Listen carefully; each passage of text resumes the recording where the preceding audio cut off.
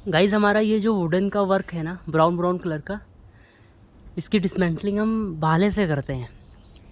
ठीक है, इसके जो अपर साइड में भाला मारते हैं, उसको अपनी तरफ मोड़ते हैं और ये आराम से निकल जाती है, जैसे कि ये निकली हुई है। इसको मैं अभी दिखाऊंगा कैसे निकलती है। आप देख रहे हैं कॉर्नर में जो छोटे छोटे ईंटे की तरह ये टाइल्स हैं, ये भी भाले से निकल जाती है। हम मारते जाएंगे निकल जाएंगी, चिपकी होती हैं केवल ऐसे, तो ऐसे हम निकाल सकते हैं। बाकी ये जो पत्थर्स हैं, ये भी जो हैं भाले से ही निकल जाते हैं, हमारे हथौड़ी से भाले से ये चिपके होते हैं ज़मीन पे।